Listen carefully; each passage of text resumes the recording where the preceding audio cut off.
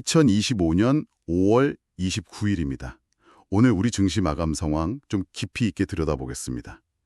와, 오늘 여러 호재가 막 겹치면서 시장이 아주 뜨거웠는데요. 저희가 준비한 자료 보면서요. 오늘은 복잡한 숫자보다는 시장의 큰 흐름 그리고 그 의미를 짚어보는데 좀 집중해보죠. 네, 맞습니다. 법적 고지 및 투자주의 사항. 본 콘텐츠는 초기 화면에 명시된 날짜 기준 데이터로 제작자 보유 또는 미보유 종목을 다룹니다. 콘텐츠에 오류가 포함됐을 가능성과 검증되지 않은 평가 방법론을 사용했음을 안내하며 어떠한 경우에도 투자 권유가 아님을 명시합니다. 투자는 원금 손실 가능성이 있고 투자에 대한 모든 책임은 투자자 본인에게 있습니다. 항상 유의하시기 바랍니다. 오늘 특히 세 가지 큰 이슈가 시장을 확 밀어올렸다고 봐야 하는데요. 첫째는 이재명 더불어민주당 대선 후보의 코스피 5천 발언, 그리고 엔비디아 실적 발표, 또 미국 법원의 트럼프 행정부 상호관세 관련 위법 판결, 이 세 가지가 핵심 동력이었어요. 아, 정말 큰 이슈들이었네요. 그럼 이게 구체적으로 어떻게 작용했는지 또 시장 결과는 어땠는지부터 볼까요? 지수부터 보면 코스피가 1.89% 올라서 2720.64. 코스닥도 괜찮았죠? 1.03% 상승해서 736.29로 마감했습니다. 네, 거래대금도 코스피가 8조 원, 코스닥 53조 원 수준으로 아주 활발했어요. 근데 수급을 좀 보면 재밌는 게 코스피에서 개인이 9조 9천억 원 넘게 순매도했거든요. 차익 실현이죠. 네, 개인이 많이 팔았네요. 근데 이걸 외국인이 2조 9천억 원, 기관이 6조 8천억 원 넘게 순매수하면서 지수를 그냥 끌어올렸습니다.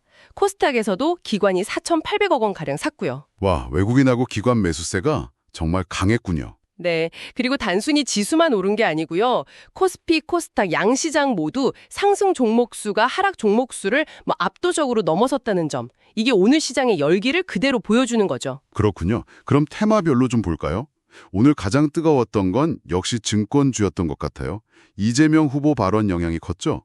상상인 증권은 상한가 가고 미래에셋 증권도 23% 넘게 급등하고요. 네, 그렇죠. 여기에도 금통위에서 기준금리 인하 결정 2.5%에서 2.50%로 소식까지 딱 더해지니까 기대감이 엄청났습니다. 타이밍이 아주 절묘했네요. 지주사들도 빼놓을 수 없죠. 요즘 계속 강세를 보이고 있는데 이게 단순 배당 기대감 이걸 넘어서는 것 같아요.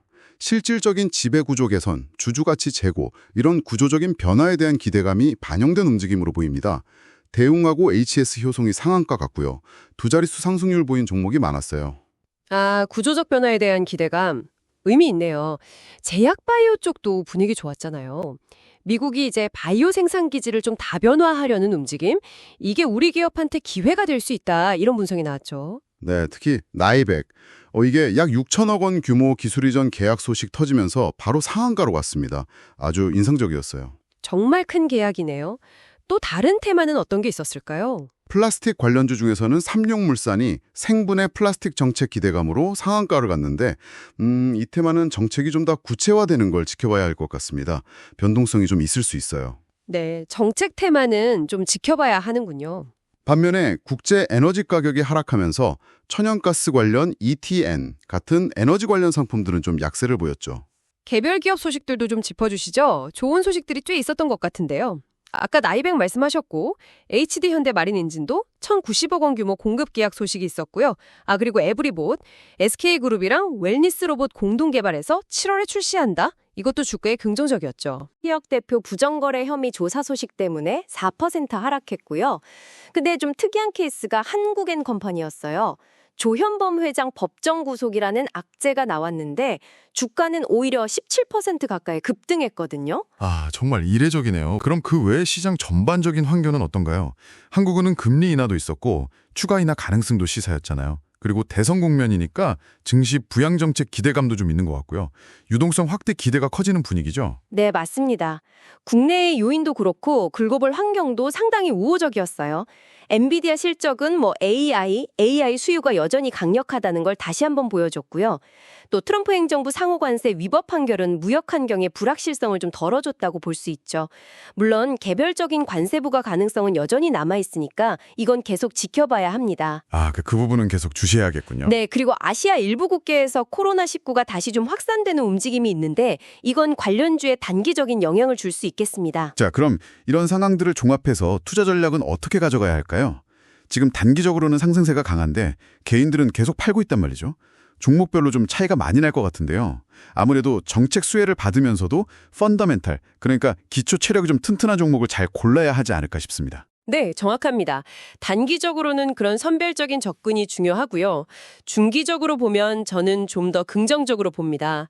정부의 재정, 통화 정책 효과가 나타날 거고 또 증시 저평가 해소 노력도 계속될 가능성이 높거든요. 아, 중기적으로는 긍정적이군요. 네, 그래서 저평가된 지주사나 글로벌 공급망 재편 과정에서 수혜가 기대되는 반도체, 바이오 분야, 그리고 국내 정책 수혜 업종들, 이런 쪽은 꾸준히 관심을 가질 만하다고 봅니다. 다만 미국 정치 상황 관련 불확실성이라든지 단기 급등에 따른 차익 실현 매물 부담 같은 리스크 요인도 항상 생각하면서 변동성 관리는 좀 해야겠죠? 네, 리스크 관리도 중요하겠네요. 자, 오늘 5월 29일 우리 증시 정말 여러 요인들이 복합적으로 작용하면서 강한 상승세를 보였습니다.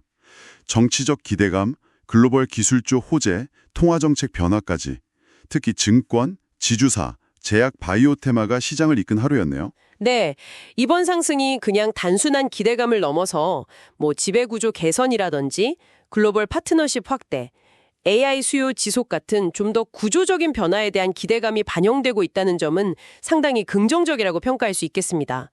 물론 단기 급등에 따른 조정 압력이나 개인 매물 부담은 좀 경계해야 할 부분이고요. 결국 앞으로는 실적이나 성장성 같은 펀더멘털을 보고 종목을 고르는 그런 선별적인 접근이 더 중요해질 겁니다.